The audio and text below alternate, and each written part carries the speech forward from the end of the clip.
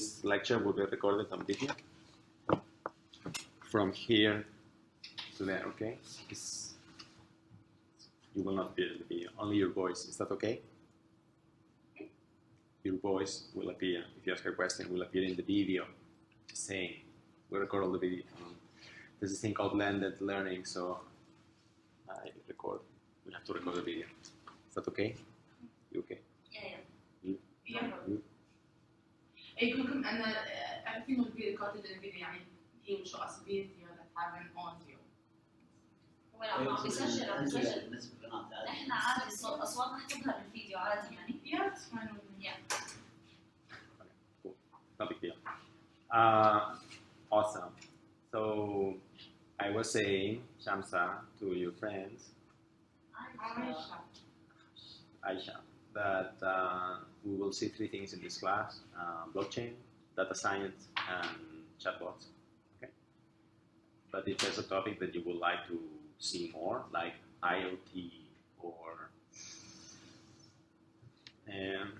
agile UX or something, we can go deeper into it, like AI or something. Make sense? Yeah.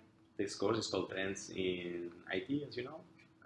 So it's a very eclectic. So it's supposed to be 1 week each topic, but if we do that, you don't get deep and you don't learn anything, and I don't think that's useful. So every year we do this. We focus 60% on blockchain and the rest on data science and chatbot UX. Okay. So today we will discuss the syllabus. Then Srikant will show us his website, which runs on the blockchain, and then I will show you a PowerPoint on introduction to AI, and then I will show you about data science, Kaggle a bit, okay? And so today we'll see a bit of everything, and after that, the next week, the plan is to start with blockchain. The idea is that you will learn how to develop an app on the blockchain.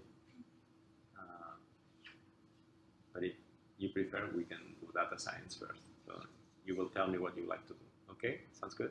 Because it's flexible. So let's discuss the syllabus. So I think the most important part for you is the grading, H2. So basically we do like 3 quizzes. There's a final exam, which is 25. There's a class exercise presentation, which is 20. There's a project, which is 35. Okay. So the idea is that you build a big project, like on the blockchain, for example. So last year the students built like the diesel that you pay with Bitcoin. Okay. So for example, when you buy a car, the problem is money, car. There's a cheap trust problem, right? Yeah. But if you use the blockchain, you can use a escrow account and a smart contract that you send the money to the smart account, which is a smart contract, and then once the ownership of the car is transferred, the money goes from the third party to the owner of the car. And so you don't need, there's no trust issues there. So this guy will develop an app, one group of the students, and it showed it worked. It was very interesting. Another group of girls developed an app to certify that the bugs are not fake. So I was very interested using the blockchain. Another group made an app to have your medical records and Emirates ID on the blockchain with your phone, so you don't need to carry the card. So that was very interesting. So every year the big project, you have to do a big project like that, and if you sell the project to the government or to someone, and sell meaning they are interested in your project, and you get a few meetings with them, you get an A+. You don't have to come to the final exam. Woohoo!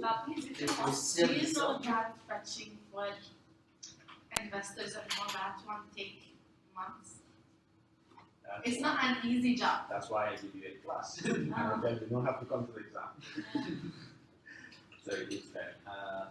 last year, the students developed a chatbot for Do Telecom.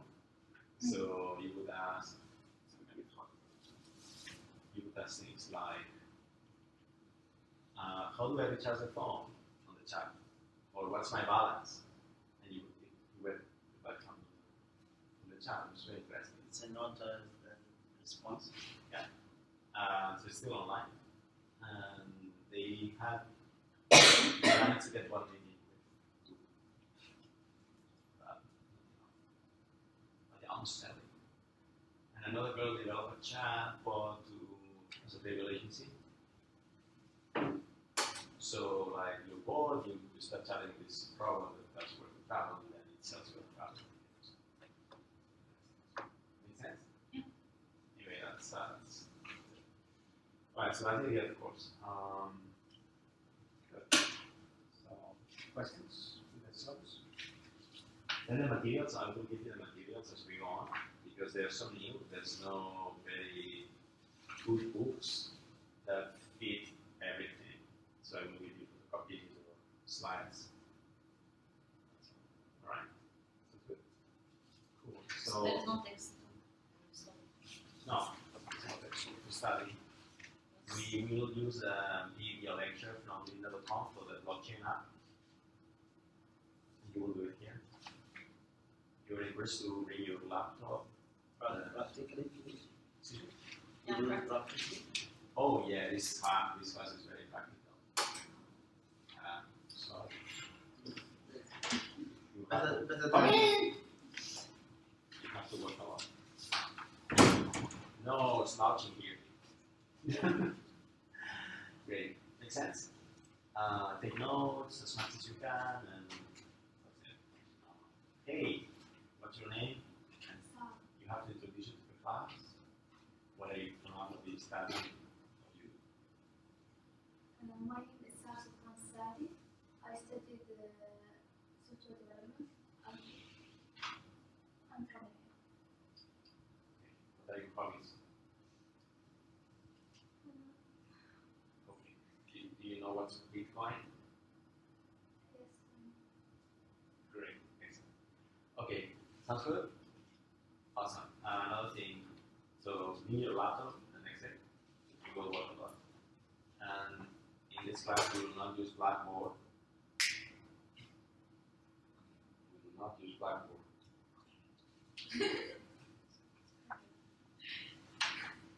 You exist terrible. Thank you. We'll use something better, which is called Slack. So if What you is that? Slack is the future. If you go to ITCO601 slack.com,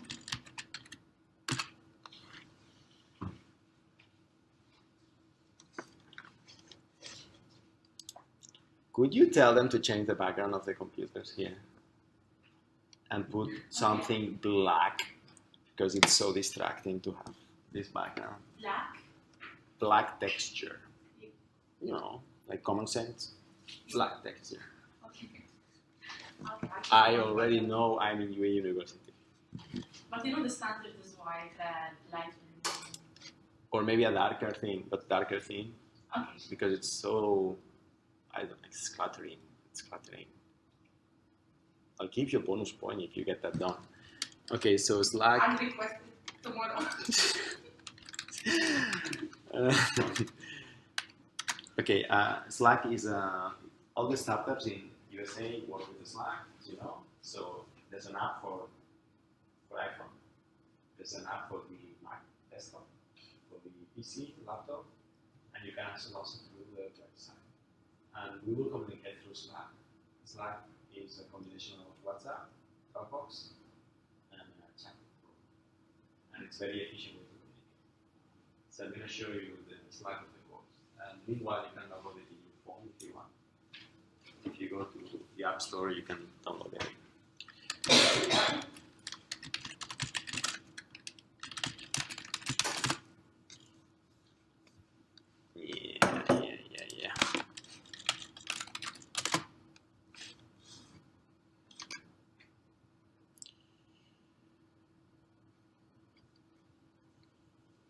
Right. I'm gonna spend 5 minutes explaining what's a Slack. There's 3 parts.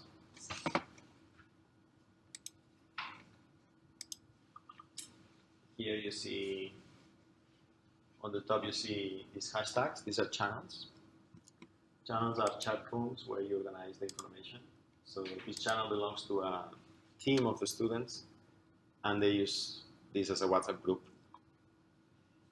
The project name was DoBot.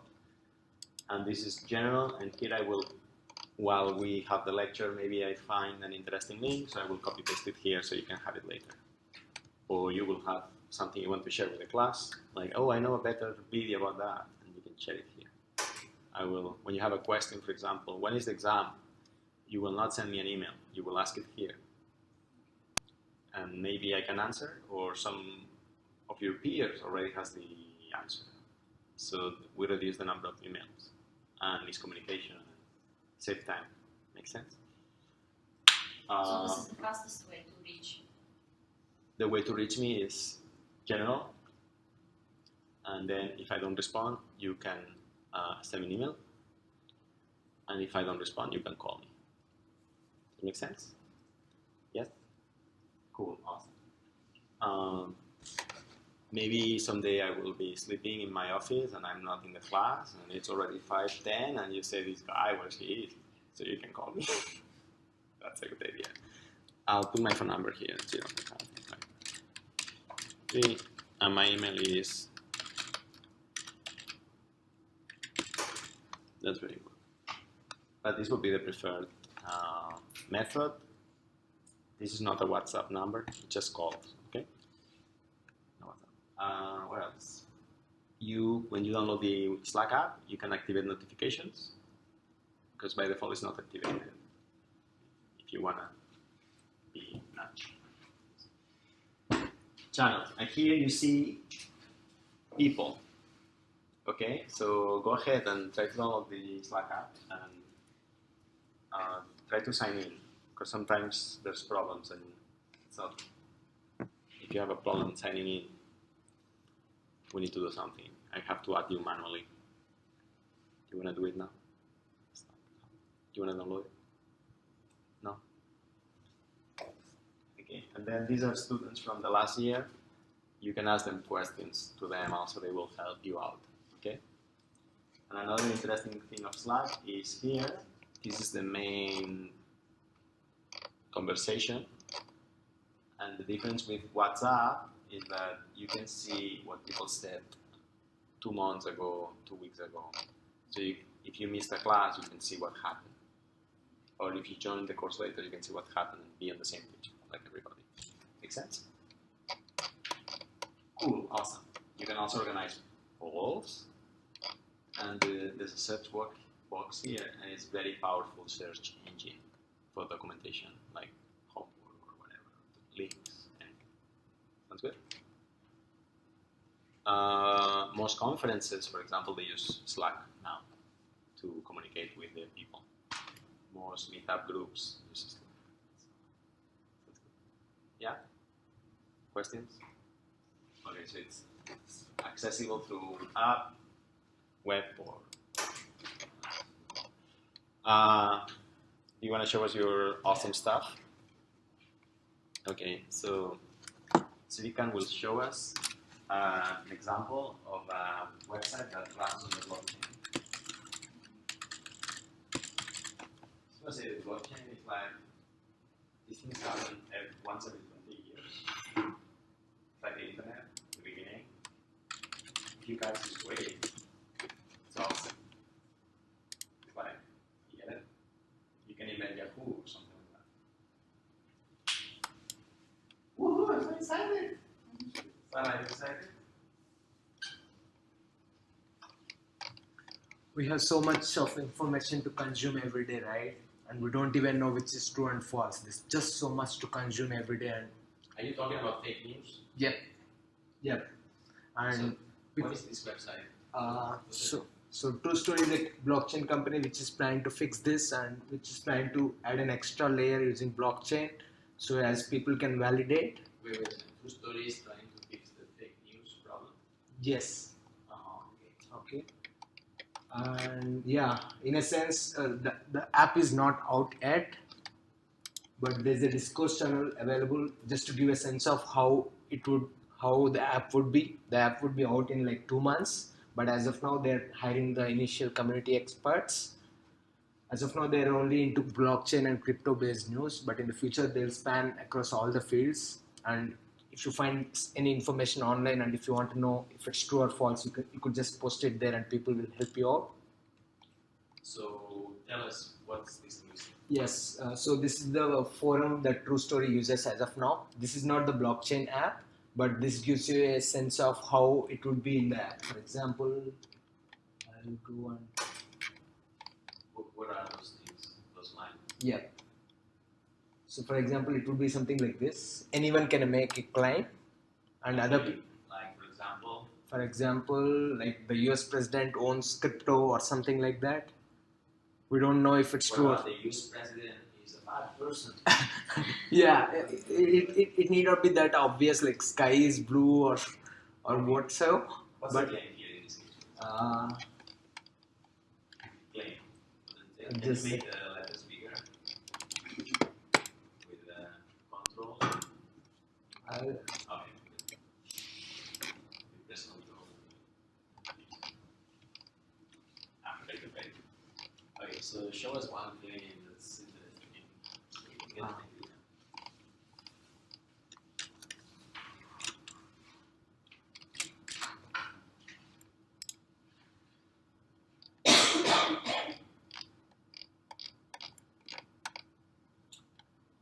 okay.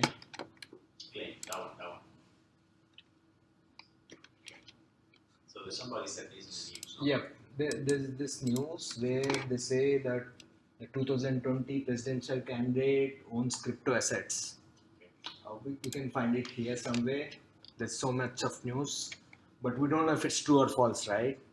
Anyone on the internet can make a claim and broadcast it to everyone from Twitter to all the sources. So what True Story does is it gives some tokens to everyone, and whoever validates them correct or false, they get benefited out of it. So they're basically mixing game theory and token economics, and they're going to build an app out of it. Did you say game theory? Yeah. And token economics? Yes. These guys, the first day of class, you have to explain what is token economics. Yeah. So basically, True Story. And you have to ask questions to him. Sure, we are listening what he's saying. You got what I'm saying, right? So basically, True Story will issue some True Story coupons, which you can use to back the claim or challenge the claim. Basically, let's go through this example. So basically, this news channel says that the 2020 presidential candidate owns crypto assets, right? So for this, one of the contributors, he found a financial disclosure saying that the guy actually owns 2 crypto coins. One is Ethereum and second one is Litecoin. Okay, that's nothing. That's like $150. Yeah, but still, no, it's between $1,000 to $15,000. Significant enough. Okay. I mean, it's not significant if you look at January, but now it's pretty significant. So yeah, now we have a proof, right? So these are the kind of claims, and as you can see, he's trying to stake the claim with 100 credentials, 100 true stakes. True stake is the token that would be issued by True Story. So this is how it will happen. And Wait. So how do they use the blockchain here? the app is not live yet. This is just simulation of how it would be. So they're training. So you say you will pay people with this token? Yes, initially True Story will distribute whoever has been working so far with some tokens, and once the app is live, anyone can either back or challenge the claims. Like anyone can post a claim. So people bet against each other that it's Right, just right. and that's how we went tokens. Right. And who would pay them? The True Story? Ask me. Yeah, the company. The company will have the initial total number of tokens. But where does the money come from? The company is losing. Yeah. Where does the money come from? Exactly. You know? No. Because I don't think the government will give funds. It's the same with Bitcoin. How do you know? Like, It's the same with Bitcoin. There's a fixed number of total supply, right? I guess if people want to know if something is true or false, you will have to pay a bit, some small amount, then that's where the money comes from. Right. There's a value associated with this network, right? So that's where the money comes from. Interesting. So tomorrow you found out some news, but if True Story is live and working well, there's some value associated with network which gives the price to that token. He means advertisement. Right. Because impossible people will pay their own money. Why would I pay if it's true? No, I'm not getting paid anything. Not you, but maybe Twitter would pay. Yes, yes. You know. Yeah. Like Twitter could build a plugin which can use NLP to put a matching. To say that it is true or false. Right. Yeah, that's interesting. Okay, well, thank you very much. And you're involved in this community, right? Yeah. The invitation is open. You could just join here, I guess. If any one of you are interested, I can send you more information. There's even a YouTube channel. So they basically conduct Ask Me Anything sessions with crypto veterans. Like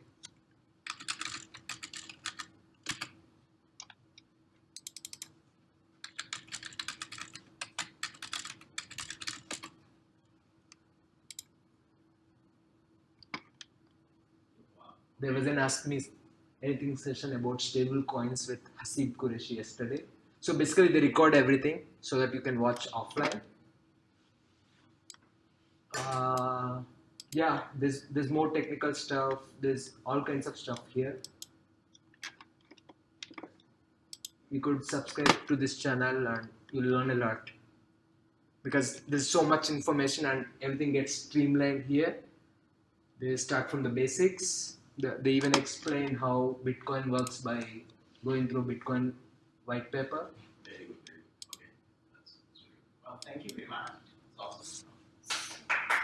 Any questions? Yes, actually. So the purpose of this presentation was to tell us the function of the blockchain. Yes, in this is blockchain. one application. One One example. application of applying Blockchain. blockchains, which I don't know what we mean by blockchain. Very good. Well, that's great. We will go into blockchain soon. Yes. Great. Awesome. Very good. It's too early to know things like this before learning the blockchain. So I'm gonna explain very quickly.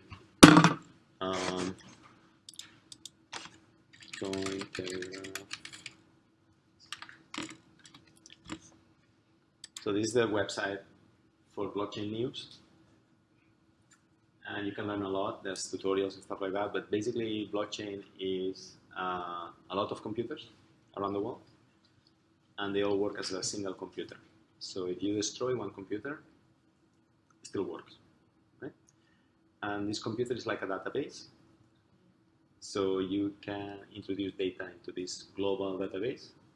And because there's so many computers, it's difficult to delete, destroy, or put something false, or delete something you don't like. On the other hand, it's also impossible to, once you write something there, you cannot take it down. It's written forever. It's like a graffiti. And this is called distributed database, and it's different from all the other older databases because you cannot destroy it. So that's very interesting to store information like who has money, right?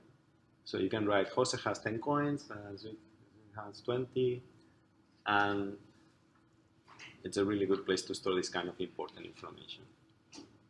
You can also use it as a payment system because the properties it has. It has another property which is called trustless, thanks to this distributed thing. And it means that I can send money to him by writing it in the database. And once I write it in the database, the money is sent. And I cannot renegade of that. Once I've done it, he has the money. Yes? So that has interesting properties for payment. That means it's very difficult to hack So one of the problems with payment systems today is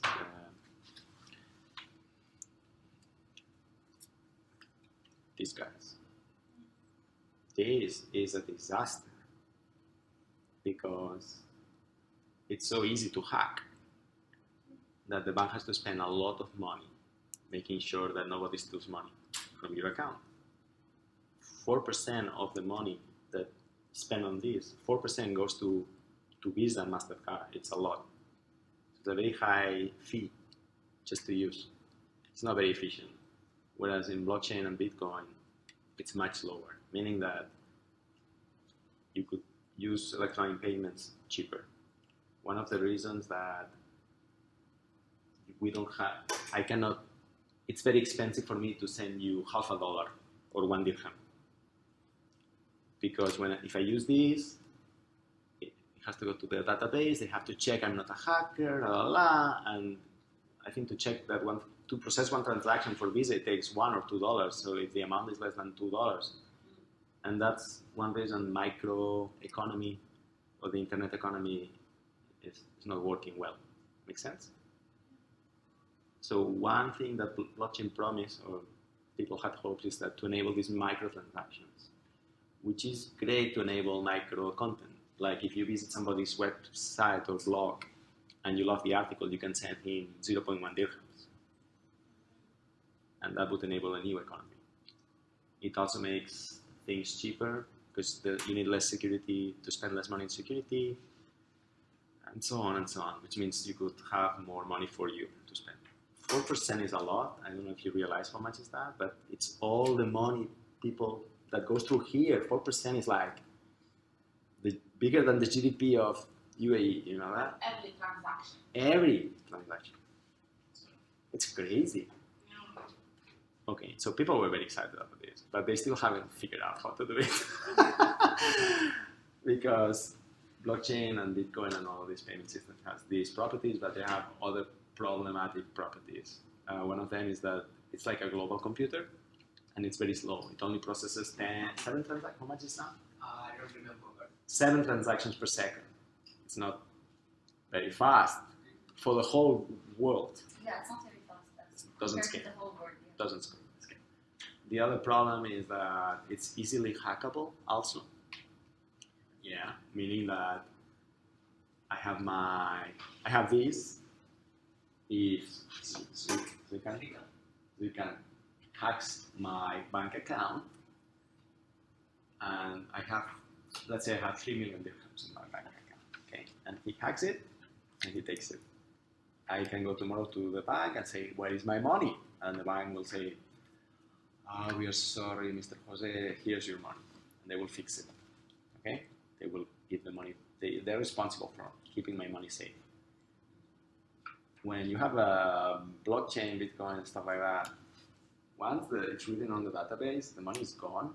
No one is responsible to return. You are responsible. Meaning that if somebody gets my private keys or something, it's gone. I cannot tell, hey, I cannot ask anybody. I can So pay with the blockchain, when you did blockchain stuff, yeah. Bitcoin and all that stuff. Another problem is that if a thief knows that I have Bitcoin in my own Bitcoin, he can come to my house, break my legs, and steal my Bitcoin. And nobody can trace it back, kind of.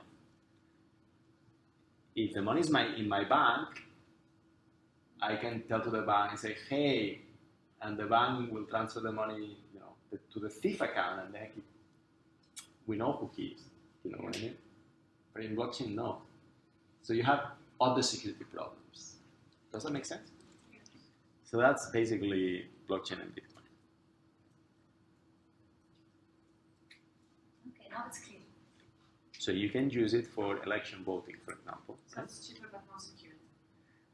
It's people didn't realize the services that the bank provide that we don't pay attention to. This 4%, well, there's a lot of things that justify this 4%. Makes sense? Yeah. So it's very exciting because there are a lot of things to be done. There's the new possibilities. It's like when email was invented, people didn't know what to do with it, like email or SMS, like what.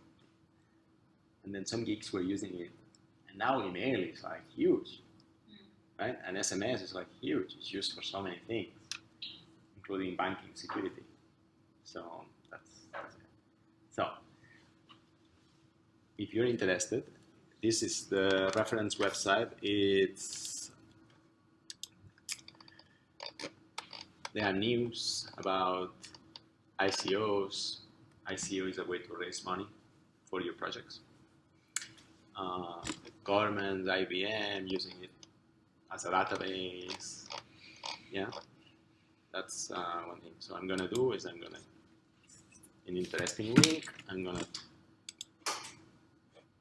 go here and paste it here so you can check it out later. Yes. If you want to see other apps made on the blockchain, there's this website that lists the apps. What's the name of the App.co? state of the apps? Isn't it? Yeah, app.co. State of the apps. No. You could go app.co, App.com? app.co.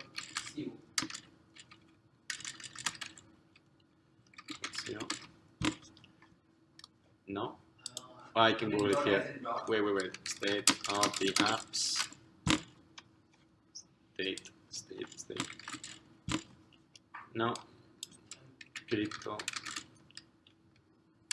Kitties. See if I can find it. Yes.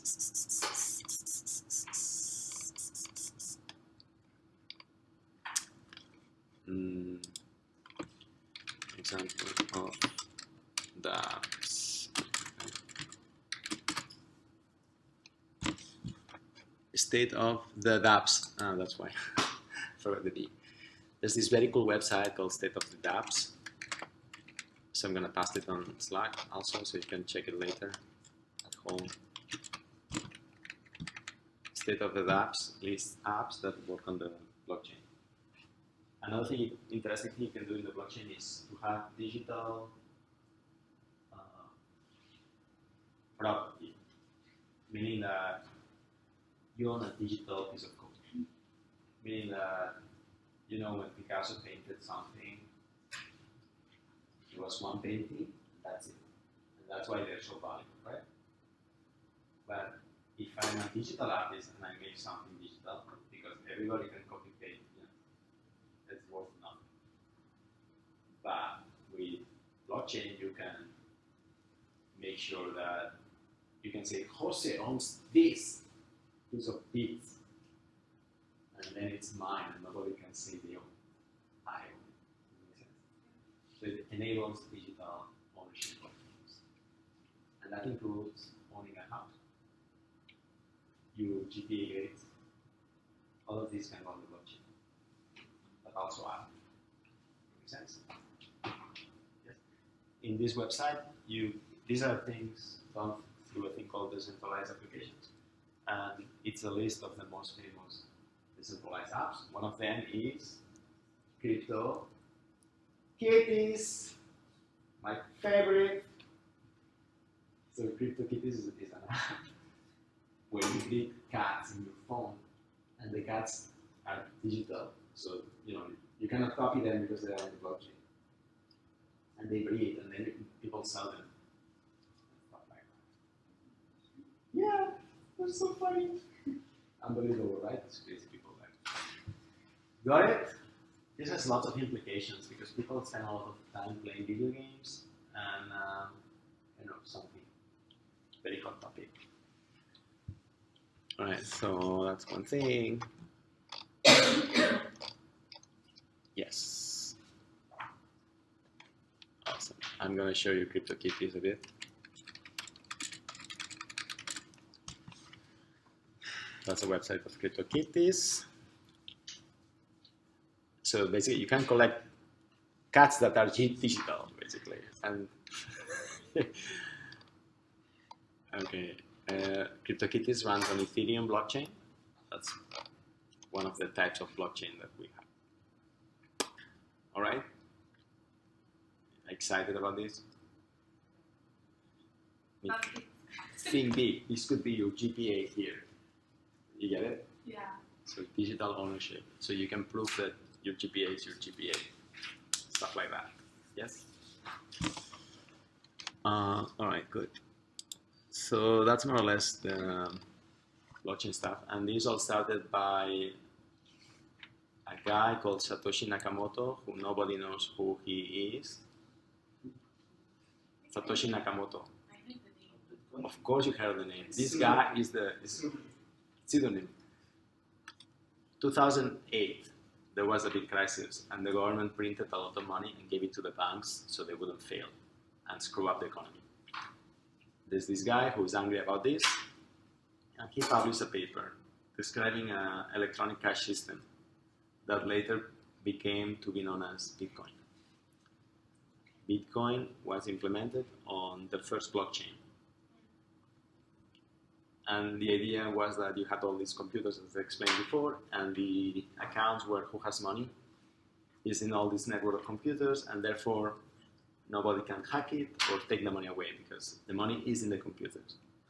The only thing that people have to do is to believe that a Bitcoin, which is the unit, has value compared to the dollar. That's it. So Bitcoin started and one Bitcoin was what? 0.0 nothing? Nothing. But then gradually it started increasing in value. Let's have a chart here. Bitcoin historic. Woohoo! Yeah, that's here. Ah, the good times. Let's see. One Bitcoin was 0.1. And $1 and then $10 and then it already has value, so you can use it to pay for a pizza, like very quickly, very easily, very cheaply. And then there was a mini bubble here, and one Bitcoin was $1,000. I remember I bought like one Bitcoin here, and then just to try, and then it went down like this, and said, this Bitcoin. And then it went like this. What? Until 20,000 arrived, right? This chart is very old. So anyway, there was a bubble, and now Bitcoin is worth what? 3,006. The value doesn't matter. What matters is that it has value, so you can use it to pay. So imagine I want to give you an example, a real one. I wanted to send $3,000 to a friend in Chile. If I use the bank, it will take 3 days, and the bank will take $150 in fees, and they will screw me up in the exchange rate. But I can send my friend one Bitcoin, and it will take 5 minutes. Awesome? Awesome. Yeah? Yeah. How about the charge rate on this one? Oh yeah, it took like $5 in fees to process. Substantially cheaper. Like 75 times cheaper. Yes. There's even other where you could do the same with less than $1. So. And now it's even cheaper. Does this make sense? Yeah. So like, wow, it has a lot of potential for something. So that's very interesting. Yes? Once it has value. So that's... And, just to clarify, so the money are stored in those computers? The computers store, they store like addresses. Why don't we show one? If there's kind Or the Explorer, BTC Explorer is better. BTC Explorer. Blockchain.com Explorer. Yes.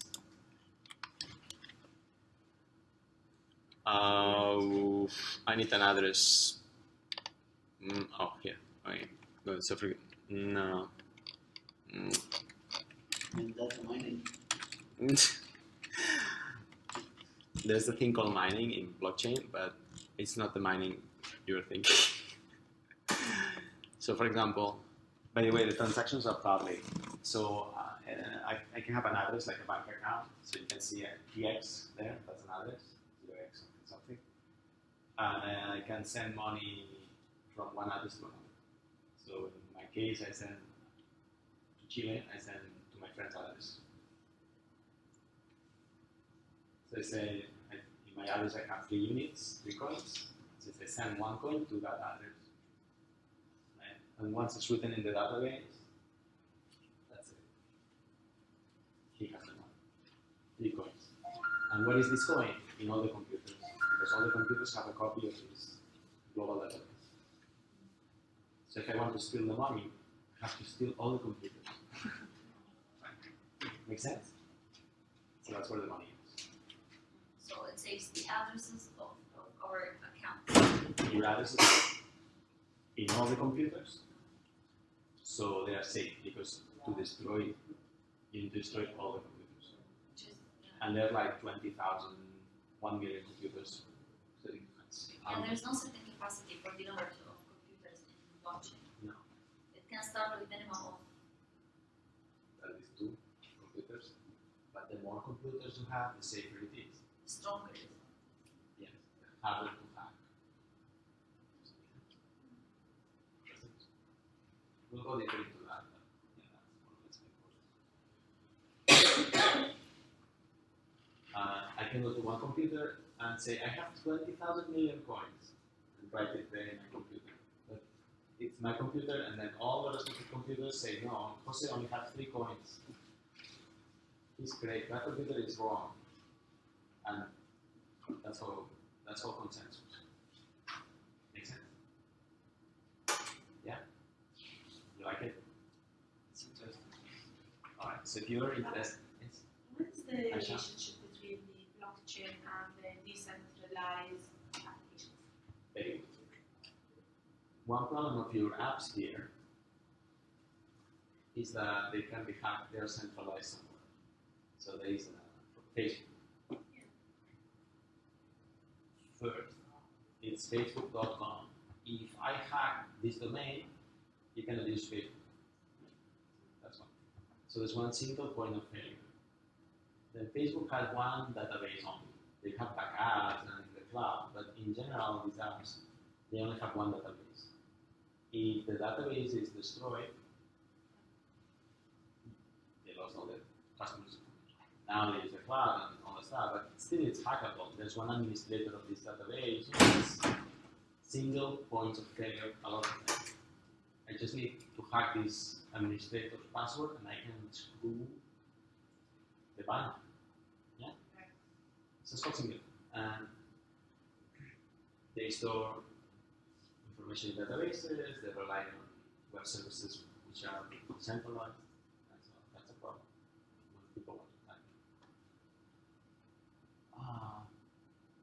If you store your data in a specific thing, you don't have this problem. You can destroy 1, 2, 3, 20 computers. Those apps, we call them unstoppable. You cannot stop the app. It's very scary and interesting. It's called unstoppable apps and unstoppable organizations. Imagine you want to make something very safe that nobody can destroy it. Like, I don't know, something related to national security. Government. What? Governance. What's that? Government stuff. Yeah, or resistant to attack. The image that. Okay. Sharing data in the internet also, it's a problem. If you want to share a file, you have to put it in a website. If somebody doesn't like that file, they can hack the website where it is, and the file is gone, right? Or if some government doesn't like that, they can hack it or stop the website, or the police can stop the website. If you put that file in a similar stuff called ITFS, it's very hard to stop. So it's an evil. So exciting!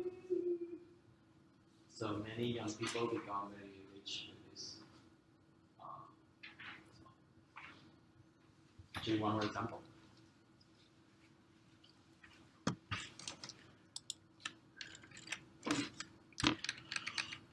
Aragon project.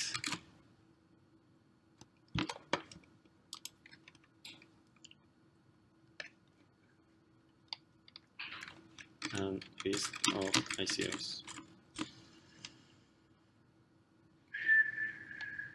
List of largest ICOs. Oh wow, that's awesome. Okay. This is from some friends from Spain. They raised $25 million in 20 minutes in 2016? 17? Thank you. Bonus for you. The project is called Aragon. And Aragon is something that runs on the Ethereum, and it's supposed to help you do what they call unstoppable organizations. So imagine you want a voting system that is not hackable, something like that. They are based in Spain, so it's just a couple of students basically. Makes sense? Okay. So you can check it out what they do.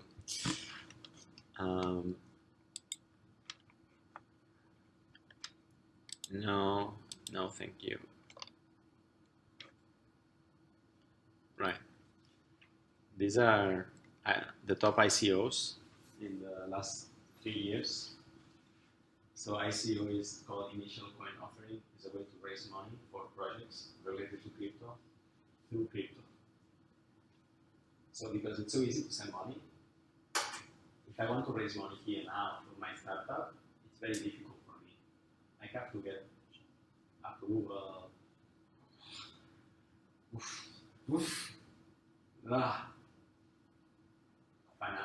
Follow the financial law, because there are many scams.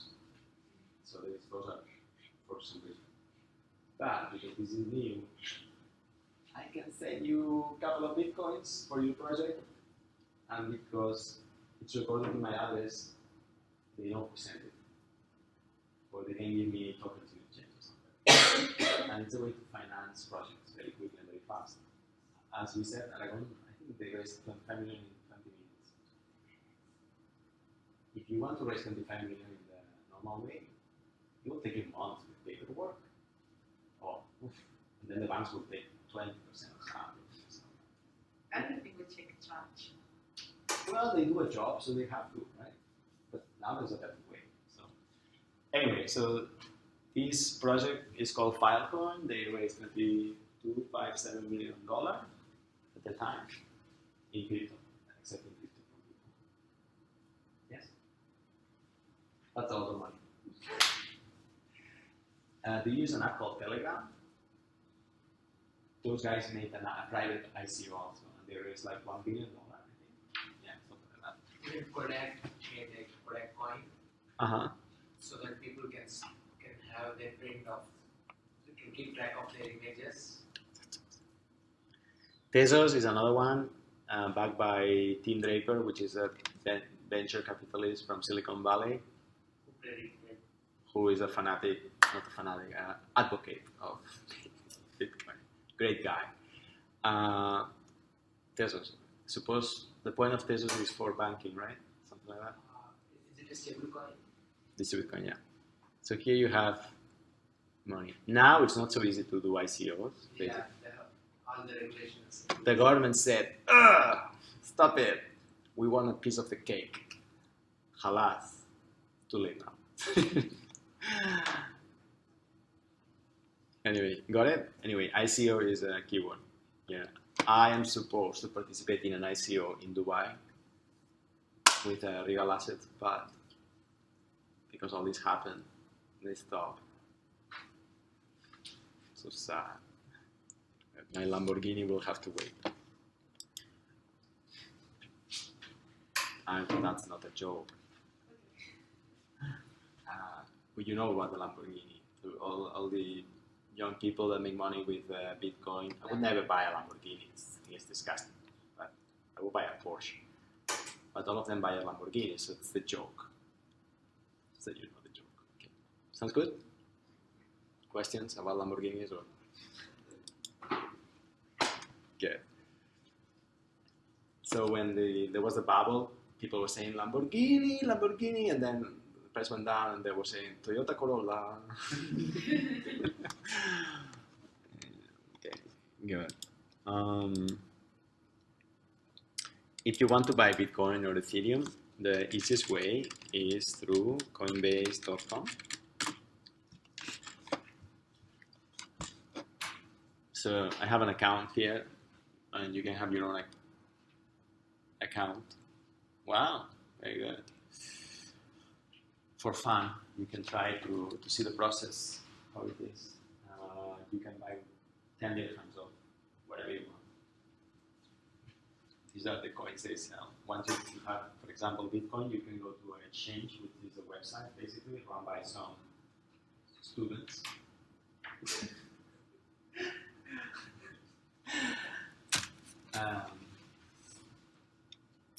And trade, change the bitcoins to another coin, and speculate on whatever you want.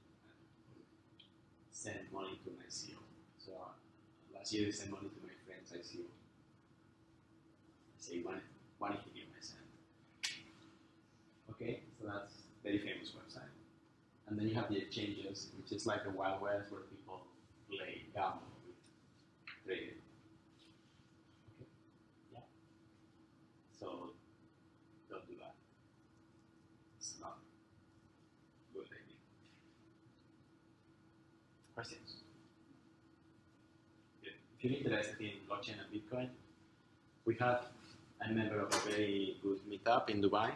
In Dubai, there are a few meetups about blockchain and Bitcoin. Most of them are scams run by Russians. So if you see a Russian guy speaking there in Russian, run away.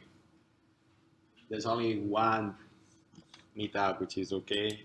We do it in Rochester Institute of Technology in Silicon Oasis, and it's awesome. Like, it's so interesting, really good. But the rest, I wouldn't touch it. Okay? That's it. If you go to Dubai Future Accelerators, there's a company called Consensus. Do you know Consensus? Yes. Can you tell us a bit? Built on top of Ethereum. Consensus has an office in Dubai, so you can go visit them. My friend works there. They want to be like the app developers of choice. So when governments need to implement MBSAB on the blockchain, which they will do someday probably, they will go to it. It's like IBM, okay, but for blockchain. Sounds good? Yeah. That's just a few. Okay, got it? Taking notes? Good. All right, so that's a bit of overview of blockchain and stuff like that. You like it? These things happen once every 20 years. And now, like, the bubble is gone, right? And the development will follow. The developments will follow. Yeah, but now developments are stopping, right? Yes. They're catching wind. Yeah. So now it's, email has been invented. Think about this. Email was invented, and only a few people that had supercomputers could use email, and only they knew that it was very cool. And now it's when technology will come to the mainstream, when people make apps easy to use.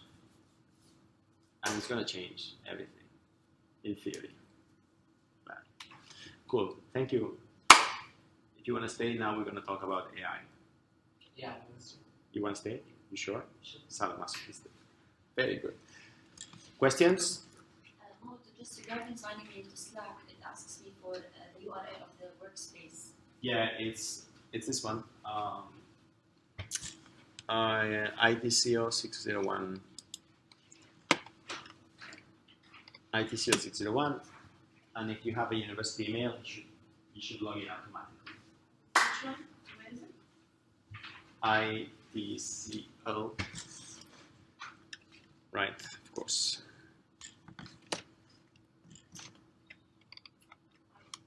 CO.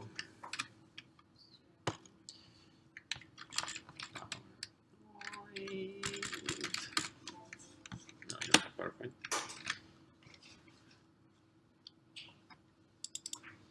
Cannot find PowerPoint. Okay. Awesome. Excited. Right.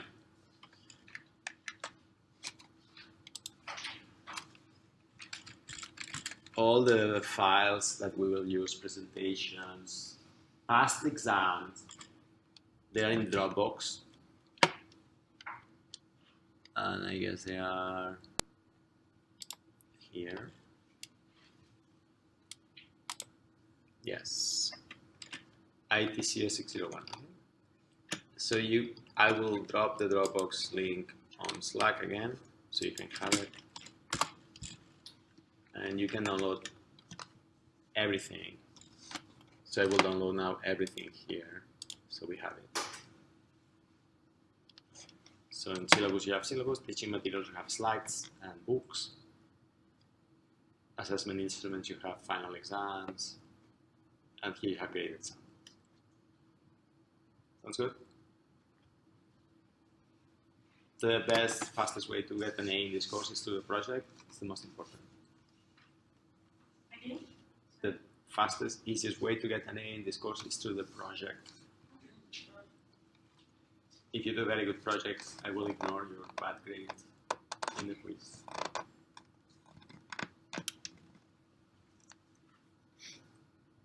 Excellent. Good. So that's one thing we will see.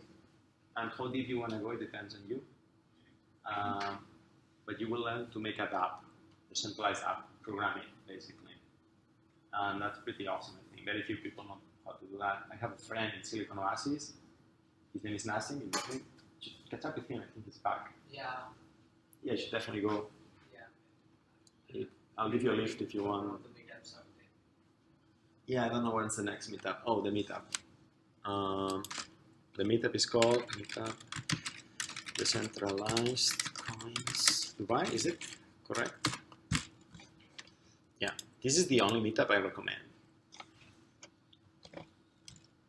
All the rest is like they try to sell you something or it's very suspicious.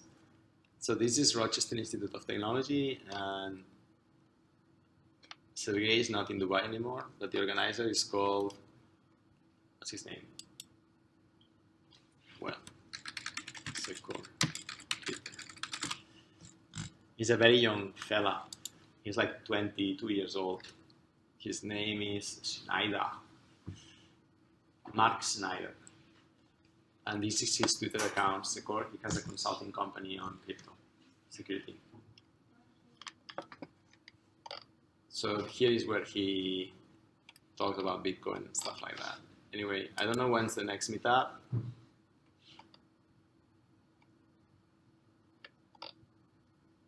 But you can join and you will get a notification. We should do one soon, I think. Yeah. It's a really cool place, but it's very geeky. The last one, we stayed talking until 4 a.m. in the morning. So there was a meetup, and then we started talking until 4 a.m., which is crazy. Yes, there's very interesting people coming to the meetup sometimes. Yeah. Oh my God. Yeah, I took this picture, and I took this picture too. That's my desk. Yeah, this was one a good meetup. Okay, it's one of the best ways to learn is through meetups, because you will meet people that really work with it if you're interested, or if you're looking for a job in this space. That's the best place to work. People that want to recruit people, they go to the meetups to recruit people. Make sense? Cool. Awesome, awesome. Okay, let's have 5 minutes break. When do you have to break? No, You can pray now? Okay, so let's we need more than 5 minutes. Yeah, okay. 6? 15 minutes? How many you need? 15? 15 is good. Okay, so we'll come back here at 6:25. All right, awesome. Wonderful. Brilliant. Okay. In the second part, we will talk about AI a bit and data science. So I want to show you a couple of websites. So as I told you, I'm part of this Kaggle community, and Kaggle was a website started by Anthony Goldblum a few years ago. It's based in California, and what they do is they solve data science problems of companies. So many companies have a lot of data, like Netflix, and they want to improve the recommendation of the movies. Yeah, you know the movies that, who has Netflix here? So do you like the recommendations of Netflix, Aisha? I like Netflix in general. But they recommend you things, right? Yeah. So that's the job of the data scientist, that the recommendations are good. They are very good. Because they have very good data scientists. Do you know why? No. Because the founder of Netflix is a computer science guy. So he understood the importance. Netflix a few years ago organized a competition, $1 million prize. And he released a lot of data from their customers, what they like, yeah, and say, hey guys, try to improve my engine. And they learn a lot with that. Make sense? So Netflix is what we call a data-driven company. It's data-driven. The managers, Aisha, you said you're a manager. The managers don't take decisions by intuition, based on data. If you don't have data, you're nothing. You're nowhere. I think they will like this movie. No. And Netflix make Hollywood obsolete because now Netflix learns so much about what people like and they don't like. They know the secret formula of what makes people addicted to series. So if you notice, all the Netflix series start looking the same. They have a bit of music in the second episode, like the musical pause. The romantic relationship starts in the third. The love triangle in the fourth episode, stuff like that. It's all the same. Okay, makes sense? And what happens now is people love Netflix more than they love Hollywood. But Netflix, they measure like 16,000 things in every movie. They check 16,000. How many jokes per minute? How many romantic relationships? How many this? How many that? How many? Get it? And it's like Hollywood is obsolete. It's dead. It cannot compete against data science of Netflix. Make sense? Yeah. Okay, so that's AI, data science. It's in the middle. I don't know what is there. There's another company. You love this one. It's called Stitch Fix. Stitch Fix. Do you know it? Anybody knows it? No? Can I show it to you? Stitch. Oh my god, I love this company. I was going to show you anyway, so. Stitch Fix is a company started by a woman called Katrina Lake. She's half Japanese, half not Japanese. And it's also data driven. They send you a box full of clothes every month to your house. So every month you pay $100 or $200, and every month they will send you a box with what you need. So they have an AI, and they look at your pictures. You send a few of your pictures, and they say, Jose, you need a belt, this kind of color trouser, and this shirt, and combine them together. And I don't have to go shopping. So it's for people that hate shopping and they have no sense of style or they don't enjoy. So that's a very interesting business model. It's called Stitch Fix. It's also data driven. It's a data first company where data scientists are important. Or what they say the company follows, which is not what happens in many companies. Get it? Stitch Fix algorithms, and you can see the CEO is a woman because the colors, everything is so beautiful. They have this awesome page. Do you see it? Can you lower the light a bit for the just for the movie? Thank you.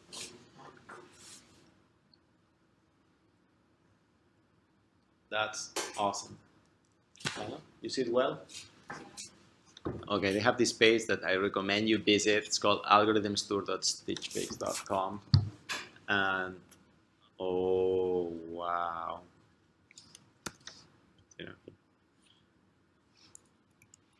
Well, they explain how Stitch Fix works.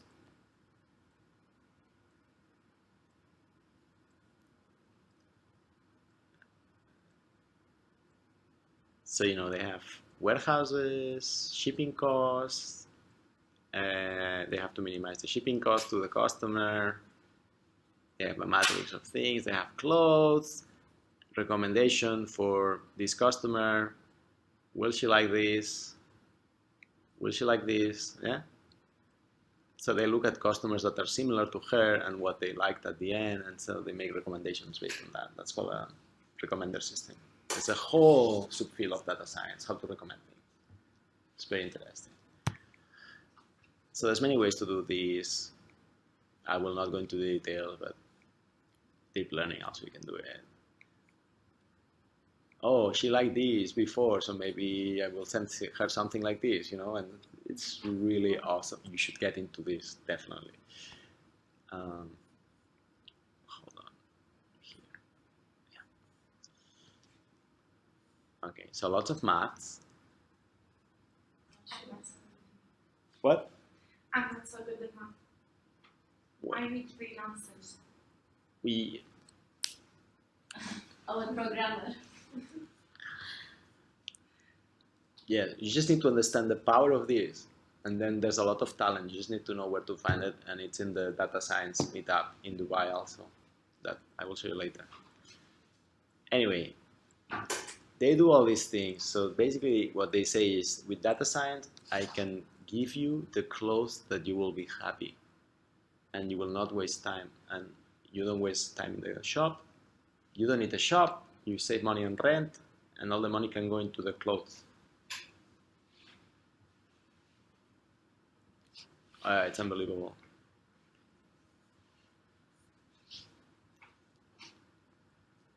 Cool. So Stitch Fix has an army of 3,000 stylists and about 200 data scientists crunching numbers and trying to improve the AI. So at the moment they have a lot of humans, but the future is supposedly AI only. And they will not need too many humans to do this recommendation. Make sense? So I'm gonna drop this on Slack also, which is awesome. Oh, Slack is not activated here. Okay, cool. Stitch Fix. This woman, Katrina Lake, she's awesome. There she is. She gave a lot of talks, so I think it can be a very good inspirational role model for you. She has so many talks on YouTube, here, and here. So you can, if you like her, you can check out. She has lots of things to say.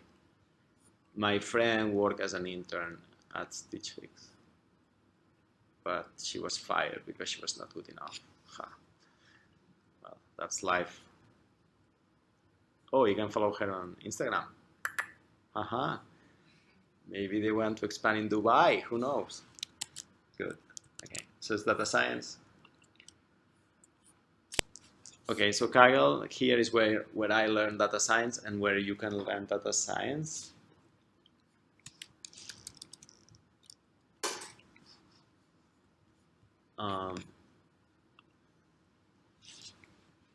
Kaggle made an innovation,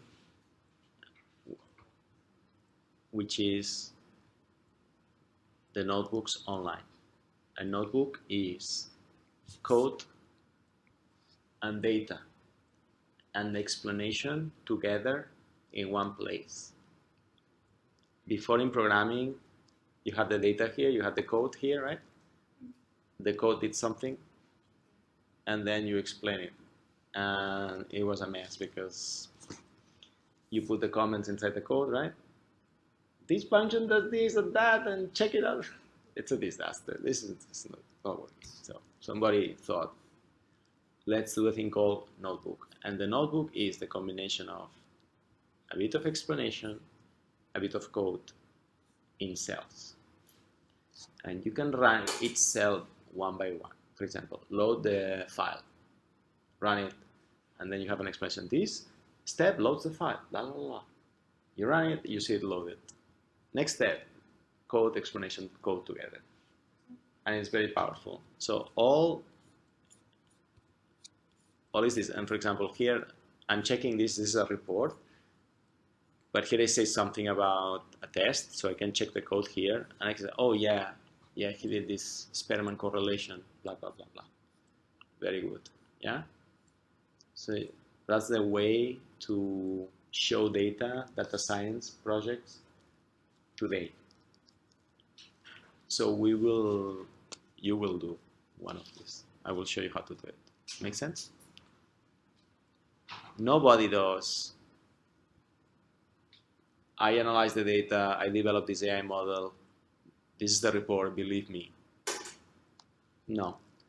You make a notebook where you show code, data, and explanation together. And that's how people trust you and believe you. And they can check that your explanation is correct and all that stuff. Yes? Make sense? So you can run codes in your laptop, or you can run codes online and share it. So you can see it's very powerful. That's it. There's two languages in data science. One is called R language, and one is called Python. Yeah, Python is popular. Yes! Python is the best right now, and it's the one used for deep learning. Even they started teaching it here in the government school. Yeah, I've been trying for students. I've been trying for 6 years at college to stop teaching Java and start teaching Python, but I cannot convince the old people. No, they're convinced. It's a bit For late. kids not, like for grade 6 and above, Python is the... It's too late now. It's not Python anymore. It's JavaScript, Node.js. But anyway, better late than never. At least they catch the logic. Yeah, I know. Well, good for you. So Python. Okay. So there's a thing called Python notebooks. So if you want to see an example, for example, let's see. Python notebook, Kaggle. It's a very quick example. Yes, I know that. So these notebooks with Python is called Jupyter notebooks. And here's a start build. There's many tutorials. In terms of, for example, this is a data set about recipes and rating of recipes, sorry. And this is Python, right? So you see this is one cell, and I can run this cell, and then I will see the output here. And there's more explanation, another cell. This cell plots something. I can run it, and it will show here, and so on, and so on, and so on. You can even do PowerPoint presentations with this. Okay. If you're interested in data science and all that stuff, there is a meetup called Meetup Dubai Open Data Science. This one is the best meetup in Dubai.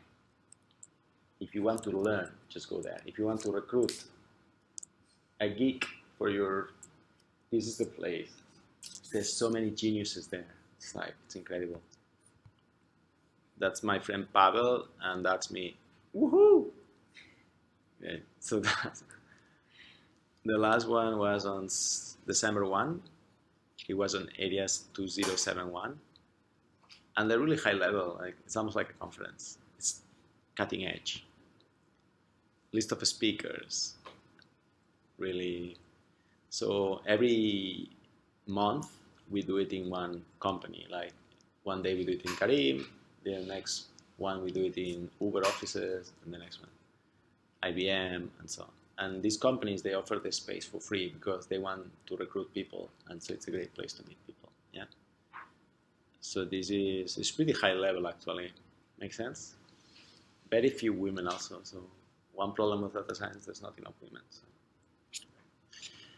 That's one. There's another one called PyData, and this is global. PyData is the same. It's meetups globally. The best one is in London. It's a huge, awesome place to meet people. This was at Bloomberg's headquarters in London, the old one.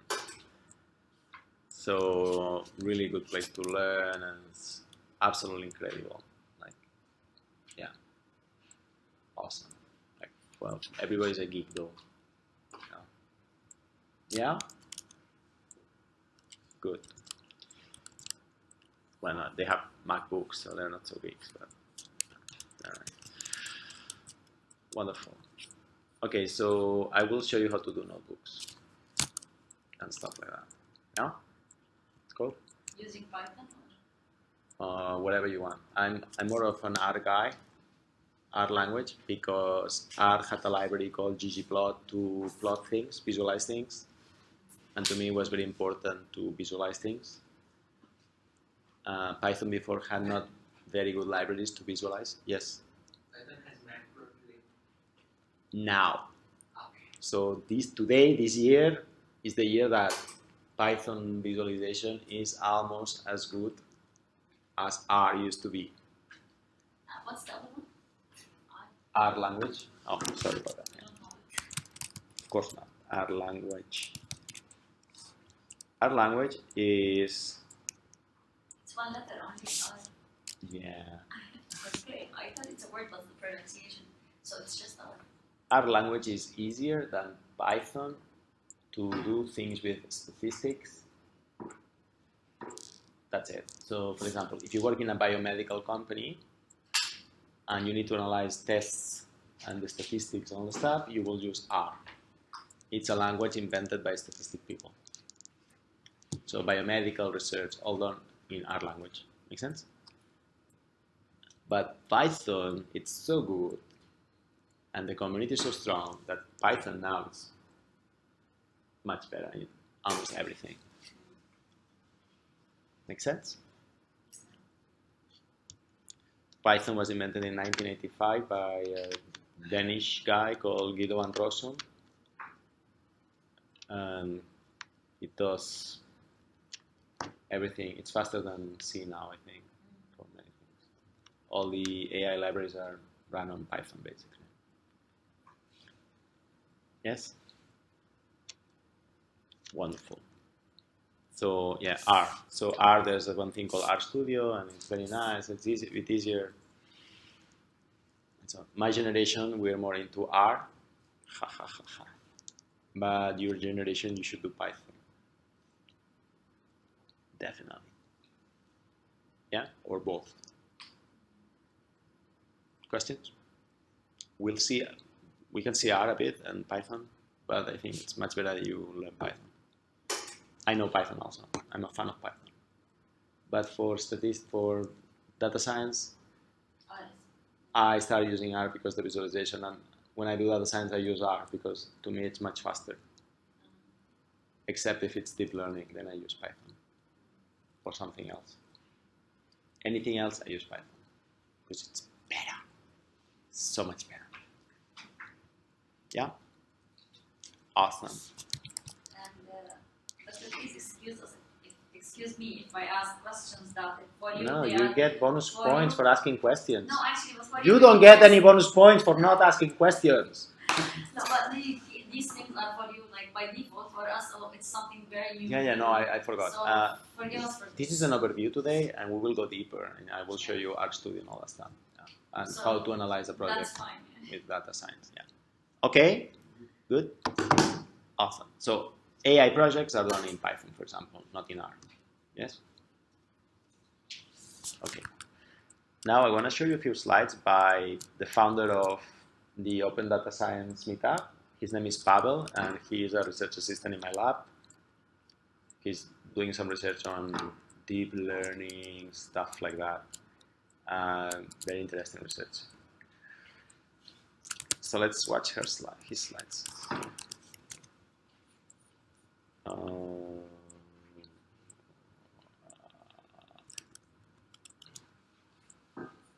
There you are.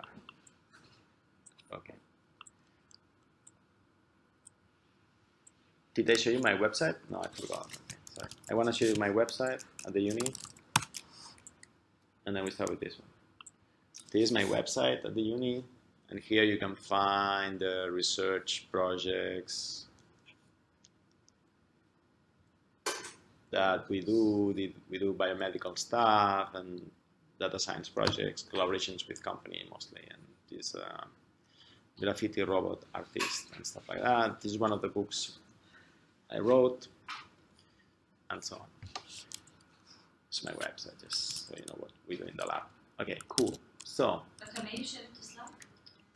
yes, absolutely. Slack is so useful.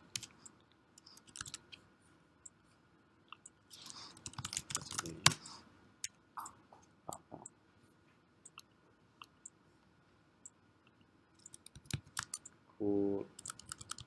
So I know Slack. I know now you think that Slack is like, what is this Slack? But I tell you, after 2 weeks, you will not be able to live without Slack. And you can use it in your company also, Aisha. I figured out that's how it works. Absolutely. But WhatsApp is a disaster because you have a new employee, he joins the company, he doesn't see the previous conversation, Yeah. or the culture, you know, or the links, documents you share. I am still dealing with that issue. But Slack, no, because you can check all the conversation before. It has a very good search engine here. So it's really good. Okay, so we are in the Bitcoin, and I'm gonna, it goes a bit slow because I'm casting. All right, let's go to the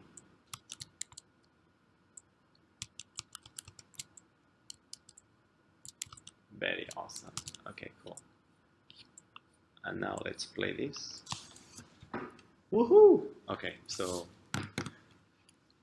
that's a presentation by Pavel that I use. So this presentation is about the history of AI. So you have a bit of background, so you can have a good conversation with someone, okay? And an overview of how things are connected. We will go deeper later on. If also, we cannot see, AI would be like a master course, okay? Here we'll see, we'll spend 40%, 30% of the course on this.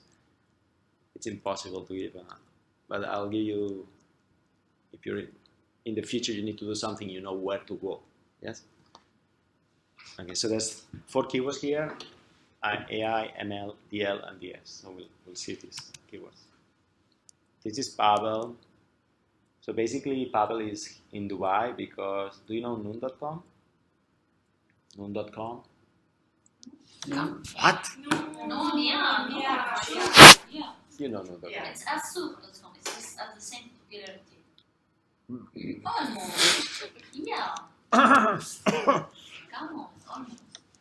Or second, but at first, it's whatever. Like the same. Let's say it's Same. Did you buy anything in Noon.com? I hear about it. Okay. Anyway, Noon.com wanted to be the best e-commerce website, the first unicorn in the region. And so they went to recruit the best data scientists. So they went to a conference in Russia and they picked a bunch of people. One of them was Pavel. That's why we're friends now. And so we're very grateful. Pavel is a geek. In the summer, he doesn't go to Festival of Music, he goes to Festival of Data Science. Oh, it's cute. That's one of the apps he was working on. Maybe you know this app that makes like artistic painting automatically? Yeah, I'm sorry, but that's AI. Yeah. Okay, so one thing you need to understand, humans, they always love to replicate the human intelligence. First they start with toys, then with toys, computers now. In 1956 in America, a few researchers gathered and they decided to convince the government to spend money on AI. Yeah?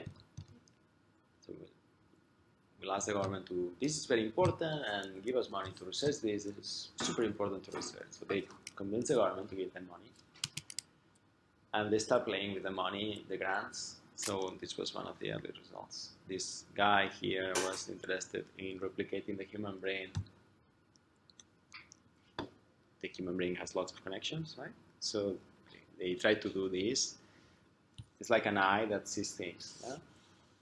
And say, we'll train this eye to detect shapes. Didn't work. Because you need many, many more cables than this, okay? So it's not enough cables. Anyway, this thing was in the news. There's a lot of hype, like the machines are gonna take over, blah, blah, blah, blah, blah, blah. We'll skip this one. Well, that's pretty cool. Yucks. I'll explain this one later. This guy is called Marvin Minsky. He's like the godfather of AI. He's one of the guys in the previous meeting. He's an MIT. And he was one of the first to try to build some AI called general purpose AI. It's easy to make an AI that does something very specific. So that's the joke. Like, it's easy to make an AI that tells you where you are, if you're in a national park or not, because you can look at the GPS location. And then it's if, very easy, right? It looks magic, but other problems that look similar to us, like, tell me if in a picture, what is it? If it's a bird. Well, in 1966, this was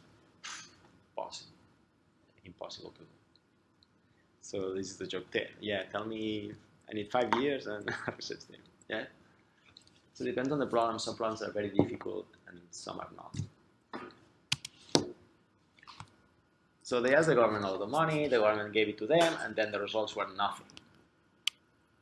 This happened in Japan also.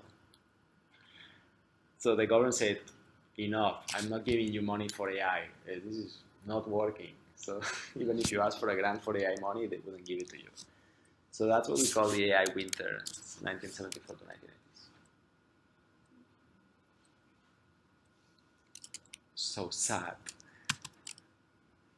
Then 1989, IBM made some, what? Spring.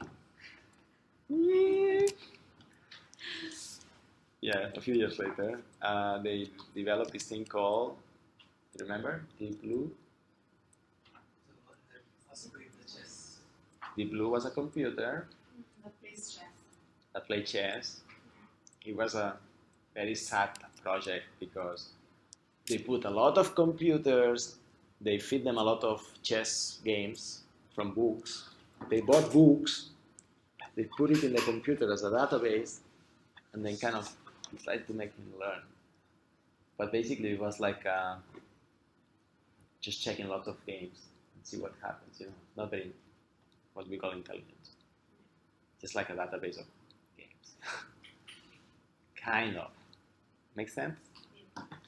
But anyway, Deep Blue beat this guy. Do you know this guy? Gary Kasparov, yes. It beat him. So the humans were very sad. Game over. Winter again. Yeah. So here you have X is the year. And X is the year, and this is the ELO rating, which is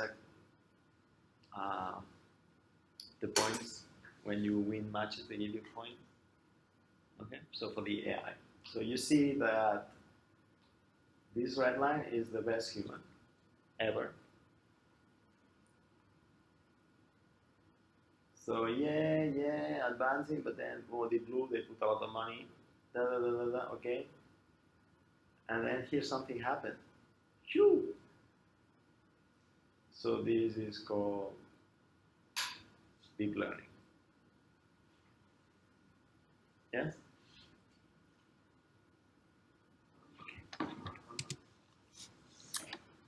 2010, Google buys a company in London called DeepMind. and starts putting lots of resources, and these are like the state of the art. Basically what they do is they put a lot of graphic cards and try to think like a human brain, basically. Kind of like that. Yeah. Spectacular results.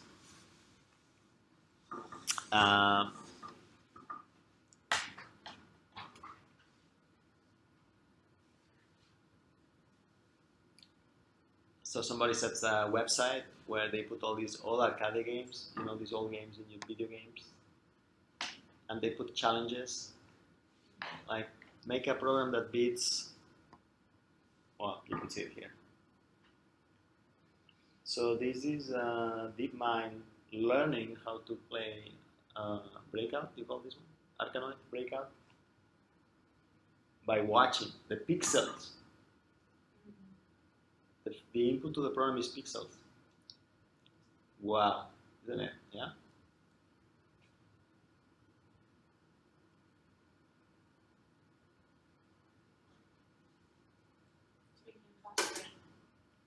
Yeah. Better than any other human. So before that, somebody would program and put some rules and see if it works, but this is by itself. Nobody's typing anything here. Nobody's telling him how to do it. It learns by itself. By observing, oh, I died. I don't do this anymore. I'm surviving. I keep doing this. And that's really scary and fascinating at the same time.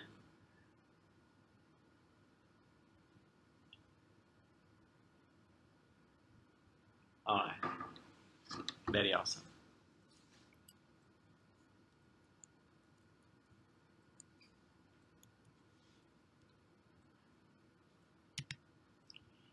Right. So there's these websites online that they have these challenges, and this is the DeepMind, and look at this now. Wow. Woohoo! Different game. Yeah.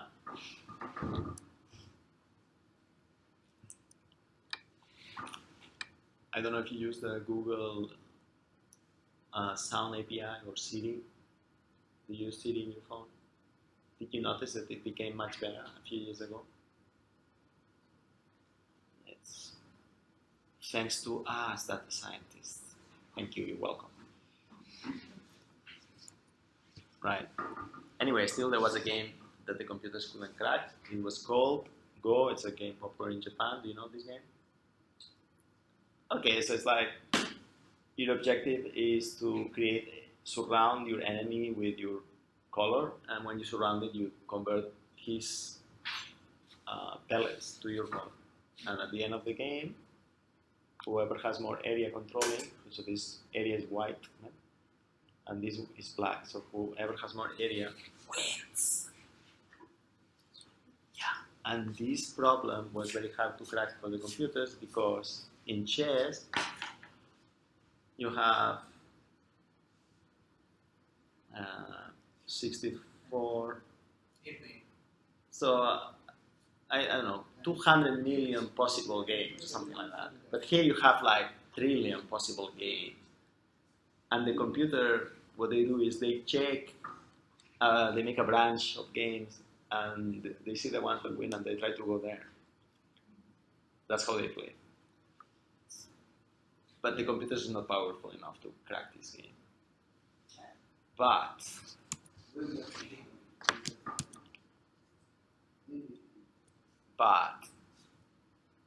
DeepMind beat the best player of Go in the world, a Korean guy. And not only that, it beat him with just training the machine for 40 days. Okay, which is crazy. Okay, IBM spent years training, making his computer, now it's just 40 days. And in 36 hours, you can beat most humans. So wow, wow, wow. Imagine what you can do recommending a bias to people. Okay, so this is why people like Elon Musk. Do you know who's Elon Musk? Elon Musk, is afraid that AI will kill all the humans when AI becomes very smart. So he's afraid. Okay, cool. That's what he thinks. Okay, a bit more overview. So AI, you could say AI is all this, and so deep learning is a part of AI. Then there's different flavors of AI or machine learning. So machine learning will be part of AI, but it depends on the person who makes this chart.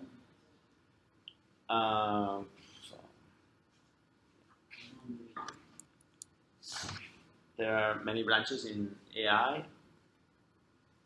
Another name for AI is machine learning. Or some people consider AI as part of machine learning or the other way around. Bottom line, remember we said these guys asked for a lot of money in the 50s and 60s to the government with grants. And they said, give me money for AI. And then it didn't work. Well, now they said, oh, we cannot go ask again for money for AI. So they said, we'll call it machine learning. And now they call it machine learning. You don't call it. Changing names only. Yes, very good. But it's exactly the same. Anyway, machine learning. There's three main sub-branches. One is called unsupervised, the other is supervised, and then there's reinforcement. This is the deep mind and stuff like that. Okay. Unsupervised learning is when you have a problem and you don't tell how to arrive to the solution. So, for example, one example would be clustering. So you say you have a cloud of data and you say make groups, but you don't say where to start. You know, it's kind of, he does it by himself. Yes? And based on that, you can classify your customers. There's another branch which is supervised, where you tell what you're looking for. So, for example, image classification. You have a training set with birds and no birds. You tell the machine, hey, this is a bird. This is not a bird. This is a bird. Learn it. And now I show you a new image. Is this a bird or not? That's called supervised learning.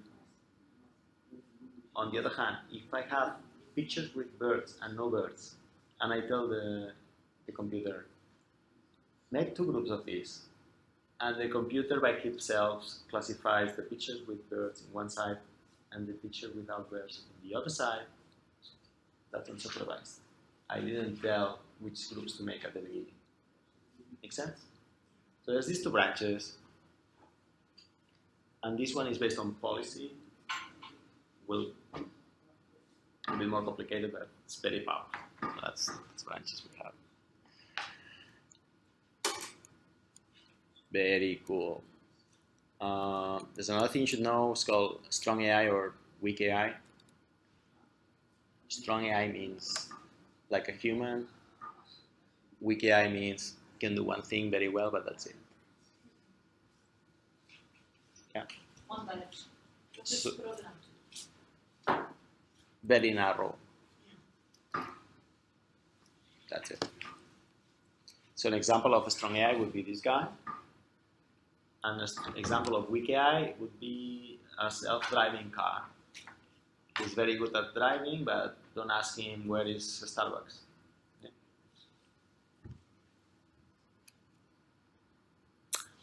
And now deep learning, which is the revolution. So deep learning is about a neural network that copies more or less the structure of the brain. So especially the visual system. So when you see something, they look in the brain and they've seen there's like layers of neurons. So for example, you have a first layer in the eye that detects the shades, right? Yeah, very close to the eye in the cornea, you have another layer that detects edges already, and another layer that detects second order edges. And then to the next layer, you pass the information about the edges, not the pixels. And to the next layer, you pass the information about groups of edges. If they are close by or stuff like that. So you have shapes. And to the next layer, you pass groups of shapes. Like, oh, you have 2 circles and another circle here. That's a face. And then at the end, you have face of my friend, and higher. Got it? This abstraction from very simple to more complex, high level, is what deep learning is about, is what our brain does. Some researchers have done experiments of training something like this with pictures, and the weights of these neurons at the end of the training